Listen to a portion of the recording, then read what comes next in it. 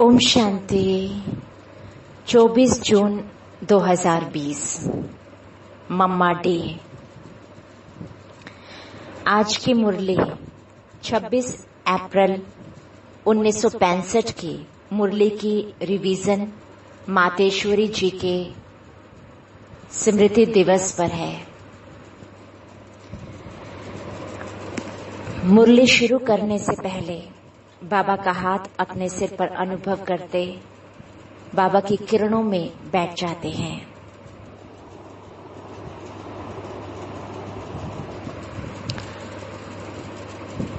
आप आत्माएं जब स्वच्छ बनो तब यह संसार सुखदायी बने। दुखों का कारण 5 विकारों के वशीभूत होकर किए गए कर्म। मातेश्वरी जी के अनमोल महावाक्य। आप आत्माएं जब स्वच्छ बनो तब यह संसार सुखदायी बने। दुखों का कारण 5 विकारों के वशीभूत होकर किए गए कर्म। गीत है जाने ना नजर पहचाने जिगर। अपने बेहद बाप की महिमा सुनी। कॉमन मनुष्य की ऐसी महिमा नहीं हो सकती है। यह उसी एक की महिमा है जो इस महिमा का अधिकारी है, क्योंकि उनकी महिमा उनके कर्तव्य अनुसार गाई जाती है। उनका कर्तव्य सब मनुष्य आत्माओं से महान है, क्योंकि सभी मनुष्य आत्माओं के लिए ही उनका कर्तव्य है। तो सबसे ऊंचा हो गया ना, क्योंकि सबके लिए सबका गति सदगति दाता एक। ऐसे नहीं कहेंगे कि थोड़ों की गति सदगति की, वह है सर्व का गति सदगति दाता। तो सबकी अथॉरिटी हो गई ना। वैसे भी कॉमन तरह से देखा जाए तो महिमा तब ही होती है जब कोई कर्तव्य करता है। जिन्होंने कुछ न कुछ थोड़ा बहुत ऐसा काम किया है तो उनकी देखो महिमा है। तो बाप की भी जो महिमा है कि वह ऊंचे ते ऊंचा है, तो जरूर उसने यहाँ आकर के महान कर्तव्य किया है। और वो हमारे लिए मनुष्य सृष्टि के लिए महान ऊंच कर्तव्य किया, क्योंकि इस सृष्टि का हर्ता कर्ता उसे कहा जाता है। तो उसने आकर के मनुष्य सृष्टि को ऊंच बनाया है। प्रकृति सहित सबको परिवर्तन में लाया है, लेकिन किस युक्ति से लाया है वह बैठ करके समझाते हैं। क्योंकि ऐसे नहीं है पहले मनुष्य आत्मा को चेंज लाने से, फिर आत्मा के बल से, अपने कर्म के बल से, फिर यह सब प्रकृति तत्व आदि पर भी उनका बल काम करता है। बाबा आत्मा में बल भरते, फिर कर्मों में बल भरता, फिर प्रकृति तत्व भी चेंज होते, उनमें भी बल भरता। लेकिन बनाने वाला तो वह हो गया ना, इसलिए बनाने वाला वो, परंतु बनाते कैसे हैं? जब तक मनुष्य आत्मा ऊंची ना बने तब तक आत्मा के आधार से शरीर, प्रकृति, तत्व आदि यह सभी नंबरवार उसी ताकत में आते हैं। उससे फिर सारी सृष्टि हरी भरी सुखदायी बनती है। तो मनुष्य सृष्टि को सुखदायी बनाने वाला बाप जानता है कि मनुष्य सृष्टि सुखदायी कैसे बनेगी। जब तक आत्माएं स्वच्छ नहीं बनी हैं, तब तक संसार सुखदायी नहीं हो सकता है। इसलिए वो आ करके पहले पहले आत्माओं को ही स्वच्छ बनाते हैं। अभी आत्मा को इम्प्योरिटी यानी अस्वच्छता लगी है, पहले उस इम्प्योरिटी को निकालना है। फिर आत्मा के बल से हर चीज, बाबा कहते हर चीज से उनकी तमो प्रधानता बदल करके सतो प्रधानता होगी, जिसको कहेंगे कि सभी गोल्डन एजेड में आ जाते हैं। तो यह तत्व आदि सब गोल्डन एजेड स्टेज में आ जाते हैं, परंतु पहले आत्मा की स्टेज बदलती है। तो आत्माओं का बदलाने वाला अर्थात आत्माओं को प्योरीफाइड कर बनाने वाला फिर अथॉरिटी वो हो गया। तुम देखते हो ना कि अभी दुनिया बदलती जा रही है। पहले तो अपने को बदलना है। जब हम अपने को बदलेंगे तब उसके आधार से दुनिया बदलेगी।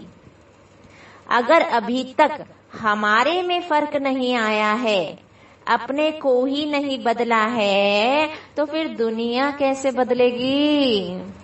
इसलिए अपनी जांच रोज करो। जैसे पोता मील रखने वाले रात को अपना खाता देखते हैं ना कि आज क्या जमा हुआ, सब अपना हिसाब रखते हैं। तो यह भी अपना पोता मील रखना है कि सारे दिन में हमारा कितना फायदा रहा, कितना नुकसान रहा। अगर नुकसान में कुछ ज्यादा गया तो फिर दूसरे दिन के लिए फिर खबरदार रहना है। इसी तरह से अपना अटेंशन रखने से फिर हम फायदे में जाते जाते अपनी जो पोजीशन है उसको पकड़ते चलेंगे।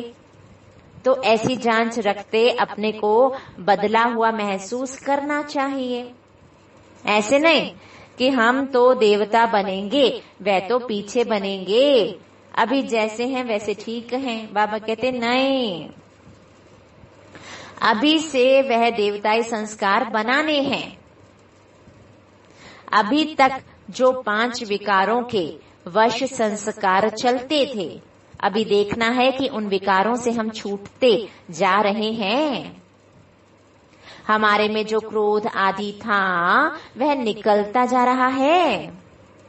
लोभ या मोह आदि जो था वह सब विकारी संस्कार बदलते जा रहे हैं। पूछ रहे हैं, देखना है, चेक करना है अपने को। अगर बदलते जा रहे हैं, छूटते जा रहे हैं, तो मानो हम बदलते जा रहे हैं। अगर नहीं छूटते हैं तो समझो कि अभी हम बदले नहीं हैं। तो बदलने का फर्क महसूस होना चाहिए, अपने में चेंज आनी चाहिए। ऐसे नहीं कि सारा दिन विकारी खाते में ही चलेते रहें, बाकी समझें कि हमने अच्छा कोई दान पुण्य किया, बस नहीं। हमारा जो कर्म का खाता चलता है उसी में हमको संभलना है। हम जो कुछ करते हैं उसमें किसी विकार के वश हो अपना विकर्मी खाता तो नहीं बनाते हैं। इसमें अपने आप को संभालना है। यह सारा पोता मेल रखना है और सोने से पहले 10-15 मिनट अपने को देखना चाहिए कि सारा दिन हमारा कैसे बीता। कई तो नोट भी करते हैं क्योंकि पिछले पापों का जो सिर पर बोझ है उसे भी मिटाना है। उसके लिए बाप का फरमान है, मुझे याद करो। तो वह भी हमने कितना समय याद में दिया, क्योंकि यह चार्ट रखने से दूसरे दिन के लिए सावधान रहेंगे। ऐसे सावधान रहते रहते फिर सावधान हो जाएंगे, फिर हमारे कर्म अच्छे रहते चलेंगे और फिर ऐसा कोई पाप नहीं होगा। तो पापों से ही तो बचना है ना। हमको इन विकारों ने ही बुरा बनाया है, विकारों के कारण ही हम दुखी हुए हैं। अभी हमें दुख से छूटना है, तो यही मुख्य चीज है। भक्ति में भी परमात्मा को हम पुकारते हैं, याद करते हैं। जो भी कुछ यतन यानी पुरुषार्थ करते हैं वह किस लिए करते हैं? सुख और शांति के लिए करते हैं ना। तो उसकी यह प्रैक्टिकल प्रैक्टिस अभी कराई जाती है। यह प्रैक्टिकल करने की नॉलेज है। इसकी प्रैक्टिस करने से हम स्वच्छ अथवा पवित्र बनते जाएंगे। फिर हमारा जो आदि सनातन पवित्र प्रवृत्ति का लक्ष्य है वो हम पा लेंगे। जैसे कोई डॉक्टर बनने के लिए डॉक्टरी कॉलेज में जाएगा तो डॉक्टरी प्रैक्टिस से डॉक्टर बनता जाएगा। इसी तरह से हम भी इस नॉलेज में, इस पढ़ाई से अथवा इस प्रैक्टिस से, इन विकारों से अथवा पाप कर्म करने से छूटते, स्वच्छ होते जाएंगे। फिर स्वच्छ की डिग्री क्या है? देवता। यह देवताएं तो गाए हुए हैं ना, उनकी महिमा है सर्वगुण संपन्न, 16 कला संपूर्ण, संपूर्ण निर्विकारी। तो ऐसे कैसे बनेंगे? सर्वगुण संपन्न, 16 कला संपूर्ण, संपूर्ण निर्विकारी, ऐसे कैसे बनेंगे? ऐसे नहीं हम तो बने बनाए हैं, नहीं, बनना है, क्योंकि हम ही बिगड़े हैं, हमको ही बनना है। ऐसे नहीं देवताओं की कोई दूसरी दुनिया है, हम मनुष्य ही देवता बनने हैं। वह देवता ही गिरे हैं, अब फिर चढ़ना है, लेकिन चढ़ने का ढंग बाप सिखला रहे हैं। अभी उनके साथ हमें अपना रिलेशन जोड़ना है। अभी बाप ने आकर के रोशनी दी है, आखिर तुम मेरे हो, अभी मेरे हो करके कैसे रहो। जैसे लौकिक में बाप बच्चों का, बच्चा बाप का कैसे होकर रहता है, ऐसे तुम तन मन धन से मेरे हो करके चलो। कैसे चलो? उसका आदर्श यानी प्रमाण यह बाबा है। जिसके तन में आता है वह अपना तन मन धन सब उनके हवाले कर उनका हो करके चल रहे हैं ब्रह्मा बाबा। ऐसे फॉलो फॉदर, इसमें कोई कुछ पूछने की और मूंझने की बात नहीं है, सीधी साफ बात है। तो अभी चलते रहो, ऐसे नहीं सुनो बहुत और धारण करो थोड़ा, ऐसे नहीं सुनो बहुत और धारण करो थोड़ा, नहीं, सुनो थोड़ा धारण करो बहुत, सुनो थोड़ा धारण करो बहुत। जो सुनते हो उसको प्रैक्टिकल में कैसे लाएं, उसका पूरा ख्याल रखते हो। अपनी प्रैक्टिस को आगे बढ़ाते रहो। ऐसे नहीं सुनते रहें, नहीं, आज जो सुना उसको अगर कोई प्रैक्टिकल में लाए, बस हम आज से उसी स्टेज में चलेंगे। विकारों के वश होकर कोई ऐसा काम नहीं करेंगे और अपनी ऐसी दिनचर्या बनाएंगे, अपना ऐसा चार्ट रखेंगे। अगर इसको कोई प्रैक्टिकल प्रैक्टिस में लाए तो देखो क्या हो जाएगा। जो बाबा कहते उसको प्रैक्टिकल में लाने से देखो क्या हो जाएगा। तो अभी जो कहा ना उसको प्रैक्टिकल में लाना, जो कहते हो जो सुनते हो वह करो, बस दूसरी बात नहीं। सिर्फ करने के ऊपर जोड़ दो, संपूर्ण अंडरलाइन, सिर्फ करने के ऊपर जोड़ दो, समझा। जैसे बाप और दादा दोनों को अच्छी तरह से जानते हो ना, ऐसे अब फॉलो करो। ऐसे फॉलो करने वाले जो सपूत बच्चे हैं अथवा मीठे मीठे बच्चे हैं, ऐसे बच्चों प्रति याद प्यार और गुड मॉर्निंग। दूसरी मुरली 1957 की है, गीत है मेरा छोटा सा देखो ये संसार है। यह गीत किस समय का गाया हुआ है? क्योंकि इस संगम समय ही हम ब्राह्मण कुल का यह छोटा सा संसार है। यह हमारा कौन सा परिवार है वह नंबरवार बतलाते हैं। हम परम पिता परमात्मा शिव के पोत्रे हैं, ब्रह्मा सरस्वती की मुख संतान हैं और विष्णु शंकर हमारे ताया जी हैं और हम आपस में सभी भाई बहन ठहरे। यह है अपना छोटा सा संसार। इनके आगे और संबंध रचा ही नहीं है, इसी समय का इतना ही संबंध कहेंगे। देखो हमारा संबंध कितना बड़ी अथॉरिटी से है। हमारा ग्रैंड पप्पा है शिव, उनका नाम कितना भारी है। वो सारी मनुष्य सृष्टि का बीज रूप है। सर्व आत्माओं का कल्याणकारी होने कारण उनको कहा जाता है हर हर भोलानाथ शिव महादेव। वो सारी सृष्टि का दुख हरता सुख करता है।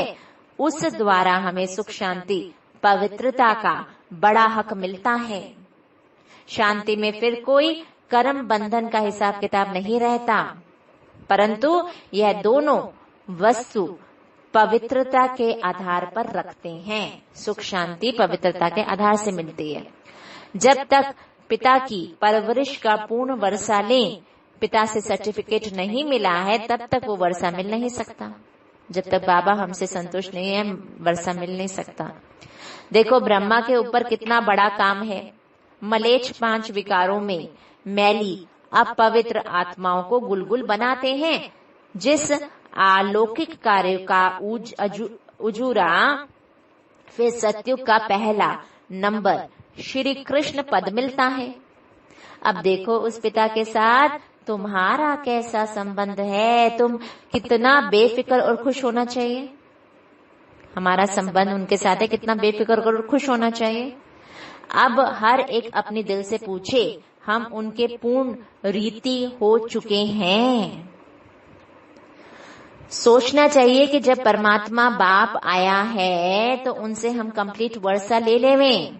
स्टूडेंट का काम है संपूर्ण पुरुषार्थ कर स्कॉलरशिप लेना, तो हम पहला नंबर लॉटरी क्यों ना विन करें।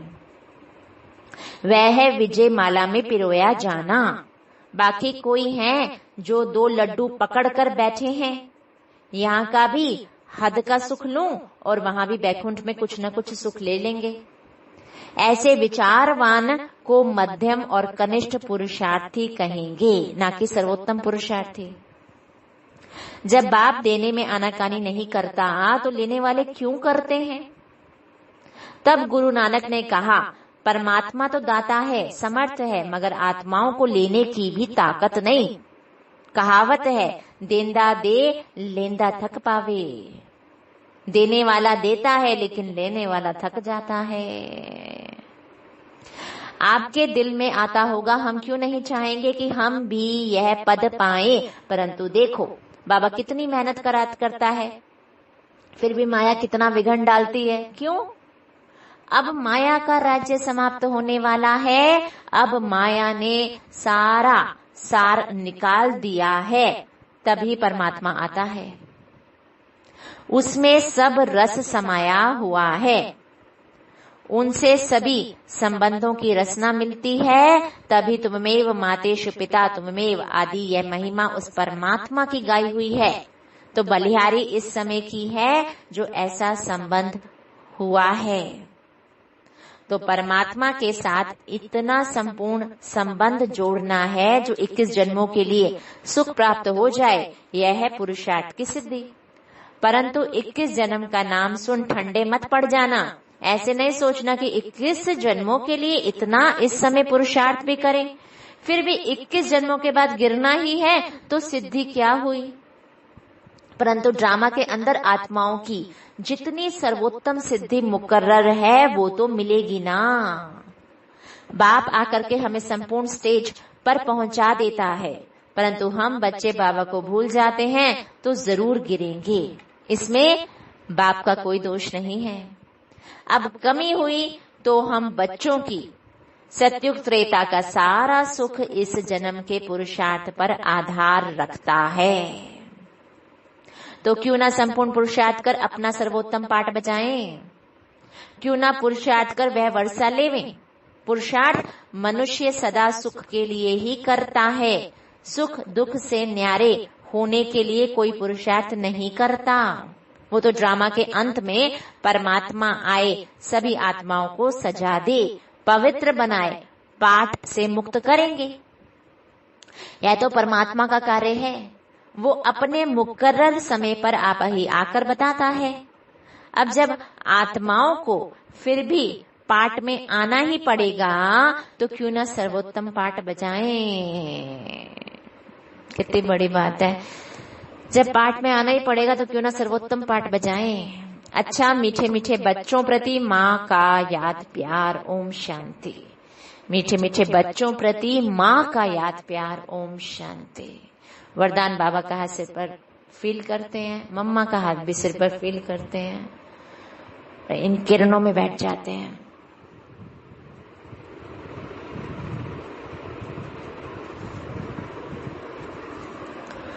वरदान में बाबा कहते, बाबा शब्द की स्मृति से कारण को निवारण में परिवर्तन करने वाले सदा अचल अडोल भव।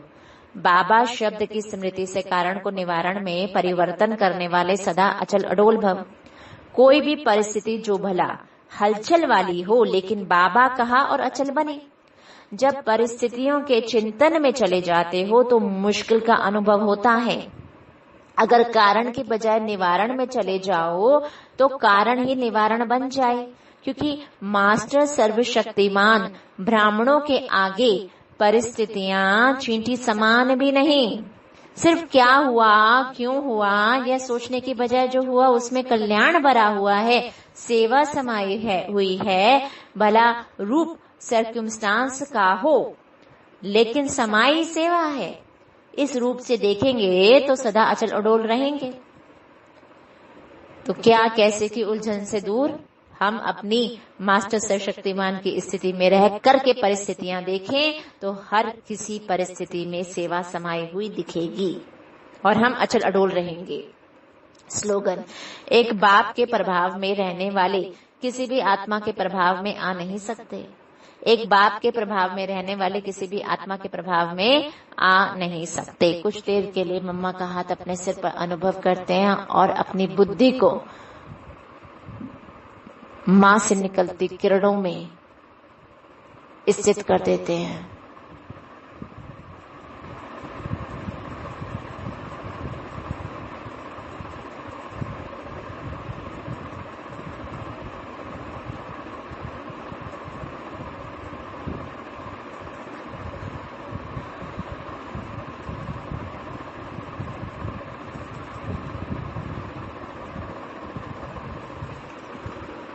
शुक्रिया मम्मा, शुक्रिया बाप दादा, शुक्रिया आप सभी का। ओम शांति।